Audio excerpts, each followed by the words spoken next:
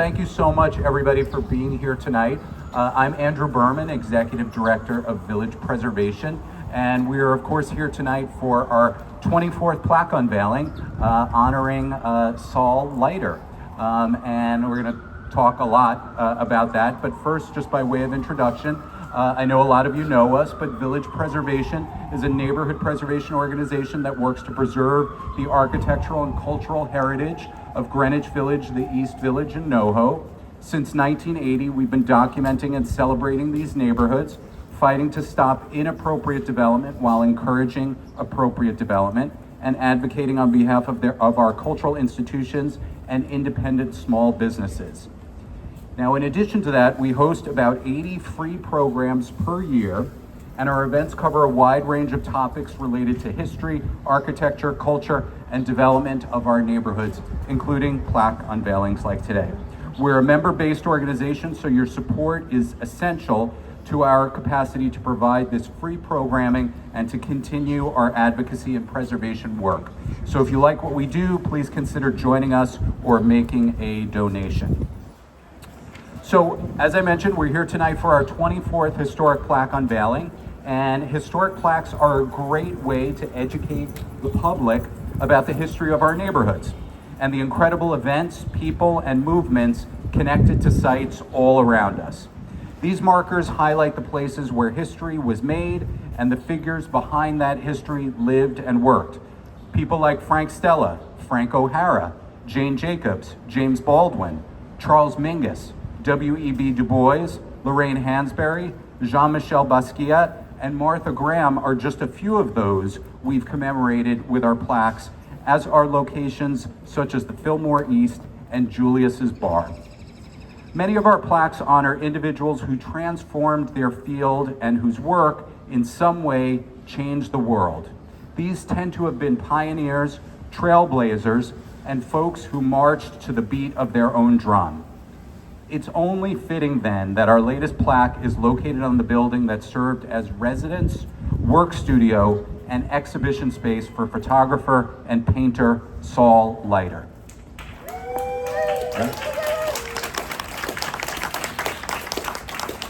Leiter revolutionized the medium of photography through his bold use of color at a time when serious photographers regarded polychromatic experimentation as beneath them. Leiter's sense of composition was also boldly original, incorporating abstracted forms, refracted images, and blurred foregrounds that lent his work a famously impressionistic quality. And of course, you can see a lot of that on display here. This sensibility informed even the commercial work through which Leiter earned his livelihood during most of his career, but is on full display in the street photography that cemented his reputation. As striking as this work was in form, it was even more so in subject matter. In a city where we tend to mythologize the big, the shiny, and the glamorous, Leiter trained his eye and camera on moments in everyday life, most of it in this very neighborhood. This work showed us that beauty and mystery can be found all around us, in the small, the seemingly banal, and the easily overlooked. Leiter's street photography was itself mostly overlooked for decades, until he was already in his 80s. Leiter's view of this disregard seems as radical, especially today, in the age of personal branding, social media influencing, and his artistic work. About the relationship between his art and career, he said, and this is a quote, "I spent a great deal of my life being ignored. I was always very happy that way. Being ignored is a great privilege. That is how I think I learned to see what others do not see and to react to situations differently. I simply looked at the world, not really prepared for anything."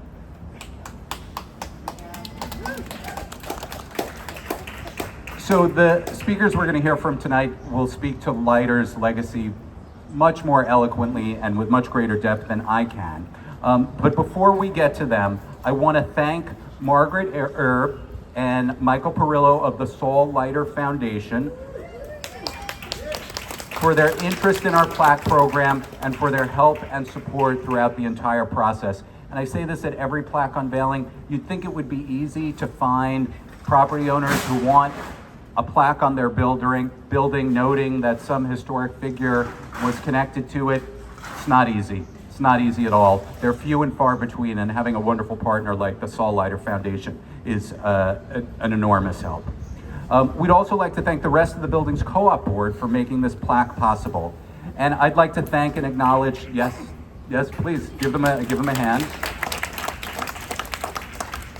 And I'd also like to thank and acknowledge Juan Rivero of Village Preservation for all his work to put tonight's event together. And everyone from the Village Preservation staff and family for helping out. So to help mark the placement of a plaque in Saul Leiter's honor, we'll be hearing from 3 distinguished speakers. That includes renowned art critic and curator Vince Aletti, and author, community leader, preservationist, and block resident since 1969, Marilyn Appleburn. But first, to kick things off, we will hear from Margaret Erb. Margaret, as I mentioned before, is the founder and director of the Saul Leiter Foundation. She represented Leiter at Howard Greenberg Gallery from 1996 until the artist's death in 2013, while helping to organize his archive. She's worked on all of Leiter's books, including his first book, Early Color. Margaret co-produced the 2013 documentary In No Great Hurry, 13 Lessons in Life with Saul Leiter. Along with her husband, Michael Perillo, Margaret maintains Leiter's extensive archive right here in the artist's former studio. Margaret.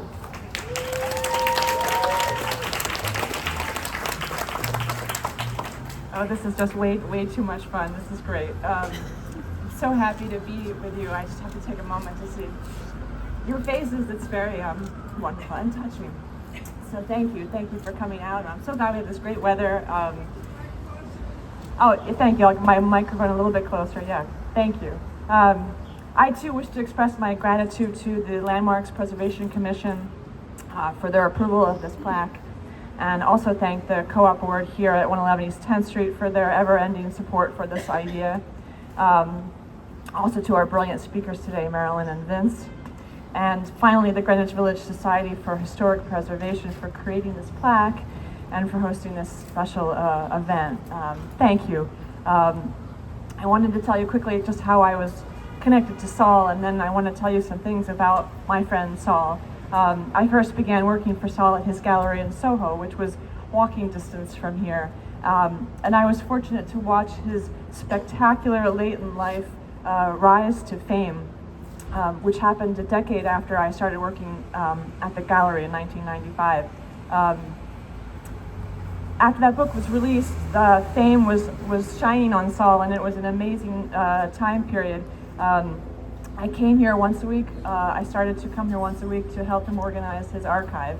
And we had an 18-year friendship of daily conversations that were full of love and admiration, and it just affected me and my life profoundly.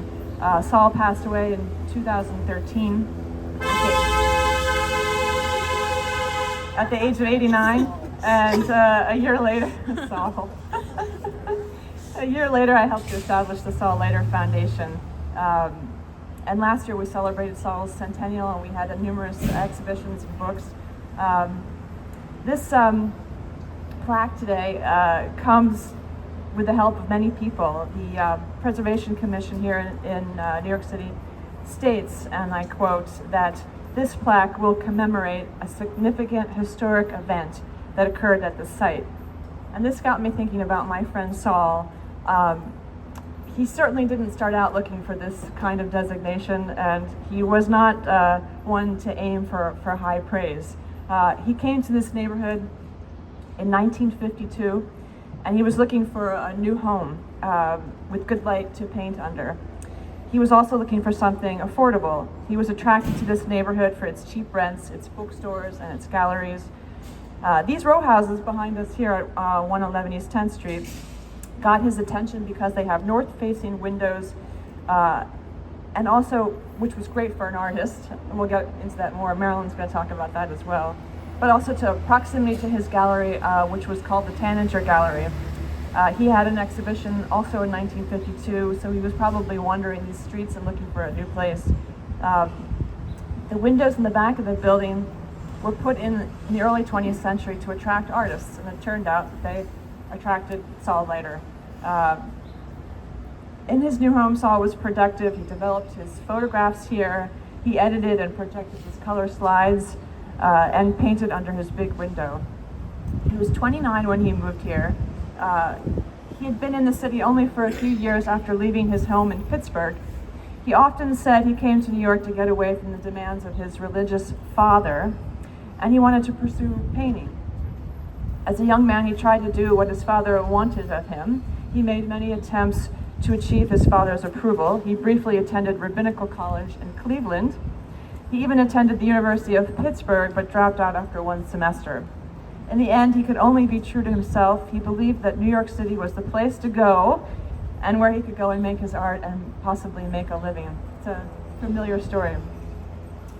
I've always thought it must have taken immense courage for Saul to replant himself here.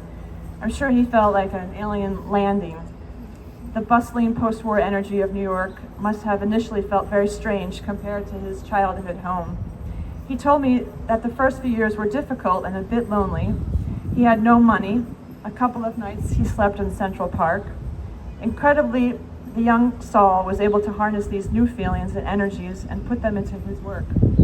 He befriended several artists like John Cage, Merce Cunningham, Eugene Smith, and Richard Poussadart, who inspired him to continue painting and to take up, of all things, photography.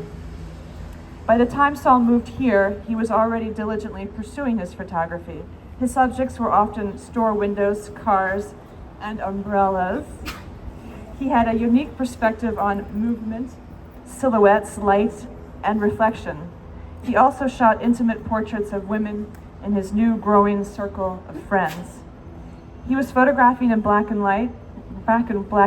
He was also photographing with a relatively new medium of 35 millimeter color film, which was mostly Kodachrome. He carried his camera with him constantly his whole life, even when I knew him. His photographs were often taken on walks in this neighborhood, and he set out with nothing particular in mind. He just discovered things on his path. Saul had an admiring and sensitive view of the world. He was always looking, and to Saul, photography was the pure act of seeing the swirling aesthetics of the world around him. Saul went on to paint thousands of watercolors in his home here. He was a master in the use of color, and his unique compositions were also mind-blowing and rebellious. When I look at his paintings, I see landscape imagery like skies, fields, mountains, shorelines, and oceans. Saul was a keen observer. Wonder and delight were things he looked for, and he took his time finding them. I don't think he ever did anything in a hurry. So, in regards to Saul being an historic event here, well, he didn't charge up great hills or fight on battlefields or start a revolution or create refrigeration. Instead, I believe it is his keen sense of quiet observation left behind in the form of thousands of photographs and paintings, which will be the historic event we remember from today onward. This plaque is going to help remind us. So, to conclude, I have a special request for you all. I was wondering if we could together take a moment of quiet observation. Not necessarily a moment of silence, but just a moment of observation, a moment of being in no great hurry, just a pause to look around and notice perhaps the light, the reflections, the colors, the buildings, the cars in the distance going up and down 2nd Avenue, or perhaps just observe the shadows of the people next to you. So what do you think? Can we do this?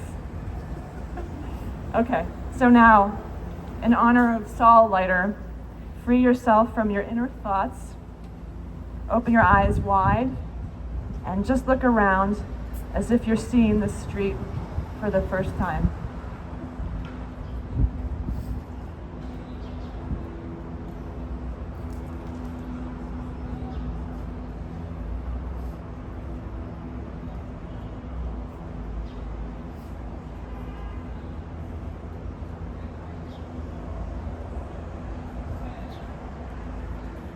Wonderful. Thank you, everybody.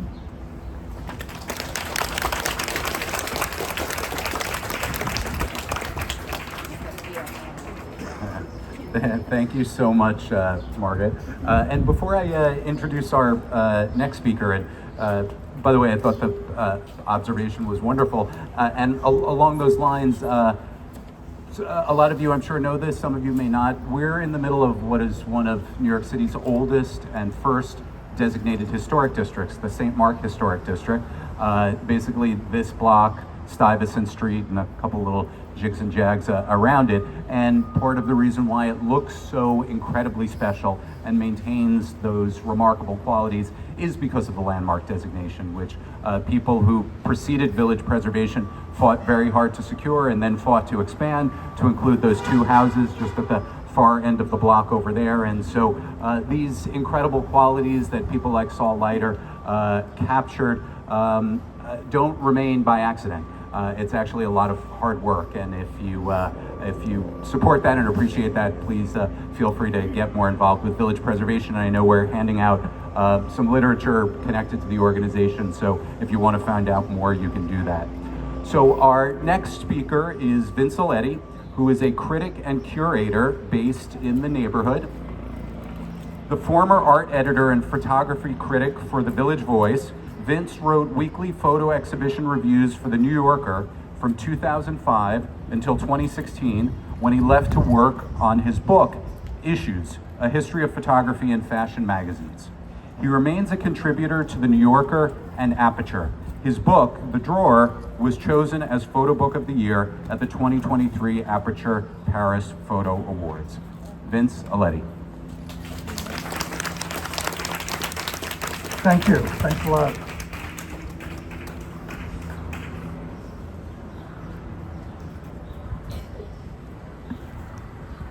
Hello. Thanks for all being here. The first time I saw Saul Leiter's work outside of Harper's Bazaar was in the pages of Jane Livingston's 1992 book, The New York School, where she included his work alongside a number of important photographers active in the middle of the last century, including Richard Avedon, Diane Arbus, Robert Frank, Lisette Modell, Helen Levitt, William Klein, and Ouija. At the time, I was really skeptical that Arbus belonged in that list of major talents. And when I reviewed the book for the Village Voice, I said that. I thought he was a good fashion photographer, but I'd never seen enough of his work outside of fashion to place him in this amazing group. Of course, not long after that, I saw a show of his early black and white work at Howard Greenberg, and I came to regret what I had written already. And it made me really want to rethink Saul, to look more deeply at his fashion work, for one thing, but also to interview him rather than just write a review of the show. So I came and met him at this place, and in his kind of messy apartment with an incredible view of the garden out back.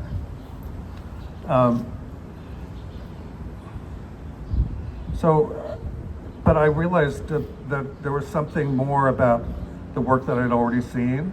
And also, I was glad to have the opportunity to sort of get a better sense of where it came from. And when I realized he lived 2 blocks from me, I live on 12th Street and 2nd. He was a neighbor. It was nice we had this sort of neighborhood in common.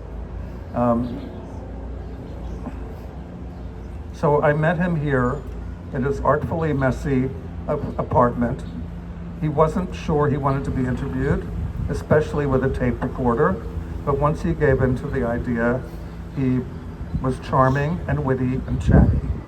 But he was also evasive and stubborn when it came to things he didn't want to talk about, including fashion, which he pretended meant little or nothing to him.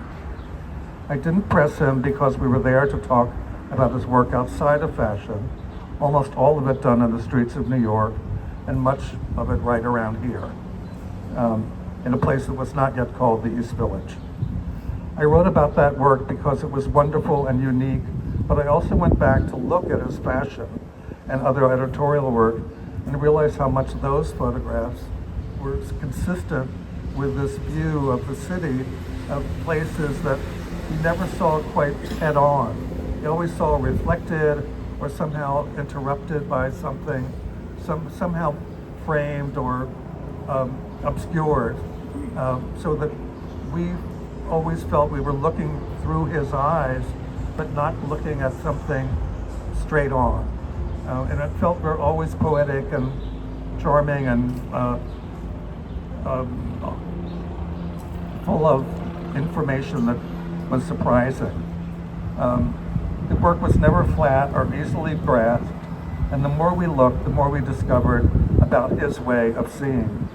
Much of Leiter's best fashion work was in color, and when his color street work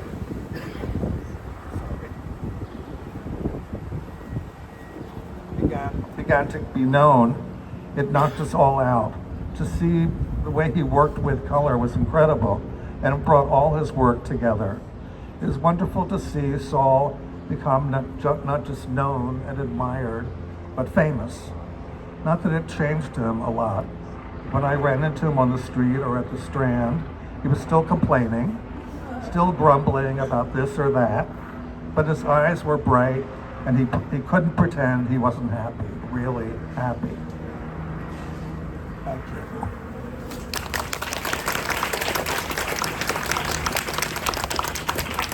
Thank you so much, Vince. Well, before I go, I just want to show, this is a Saul Leiter cover of Harper's Bazaar, 1963.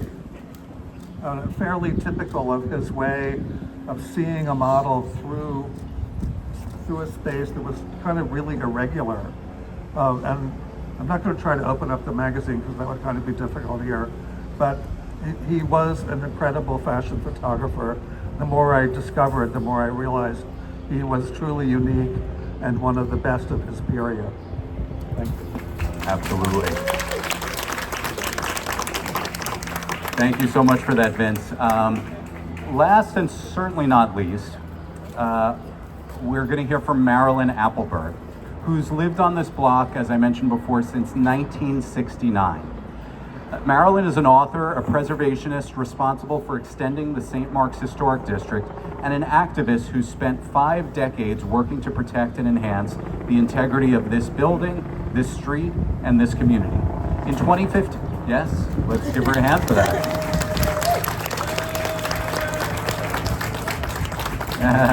In 2015, she wrote the book East Village, Lens on the Lower East Side for the Lower East Side Preservation Initiative. In 2012, she received a Village Award from Village Preservation for her efforts on behalf of her community. Marilyn.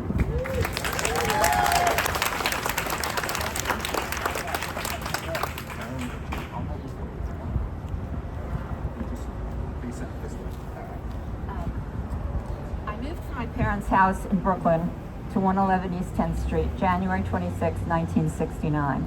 I thought I had died and gone to heaven. My parents were sure I was going to hell. They cared little that my new neighborhood had a new name, the East Village. To them, native New Yorkers, below East 14th Street was the Lower East Side, and by all accounts, it was not a safe place for your daughter to live. But I was enamored with the historic buildings and the fact that it was home to so many artists, writers, editors, and as well as one photographer.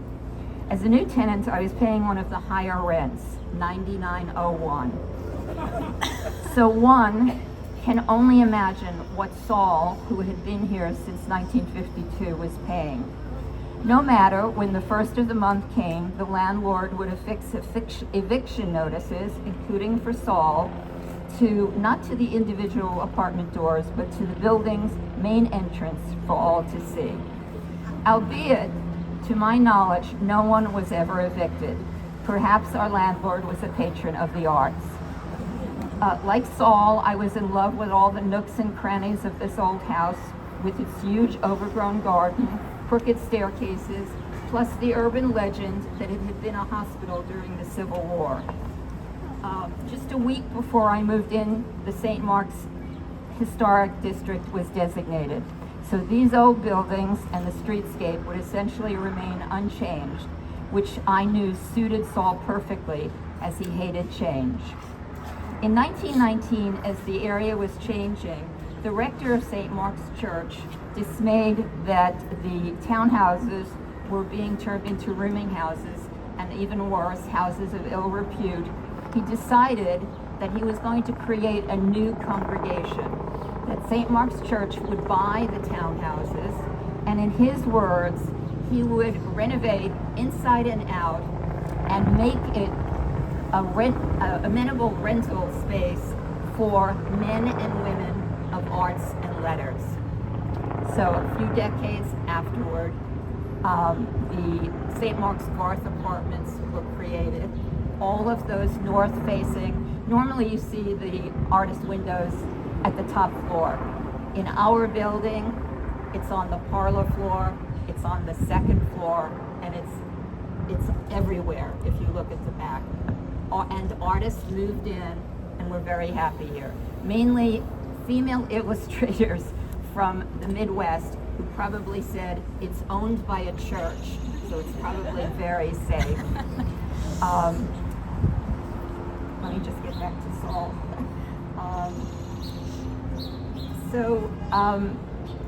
Nearly 3 decades later, Saul Leiter moved into one of those skylit apartments where he lived and worked for nearly 6 decades.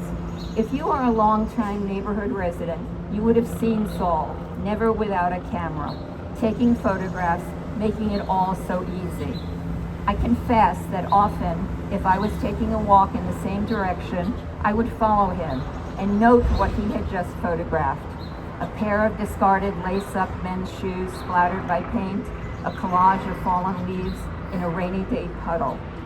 In the documentary about Saul called In No Great Hurry, he says, and I'm paraphrasing, "You don't have to go to an exotic place to see beauty. It can be found in the most prosaic places. Of course it helps if, like Saul, you are a genius." Thank you so much, Marilyn. And thank you to all of our speakers for giving us such wonderful insights into Saul Leiter, the person, the photographer, the artist. And so now we have the actual unveiling. This was all preamble. So I'm going to ask Vince and Margaret and Marilyn to all come with me over here to join in.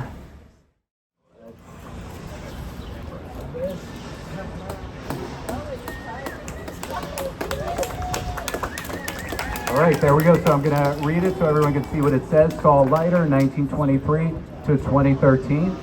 Photographer and painter Saul Leiter lived here from 1952 until 2013. Regarded as one of the preeminent photographers of the 20th century, he produced color work renowned for its painterly qualities and abstract elements.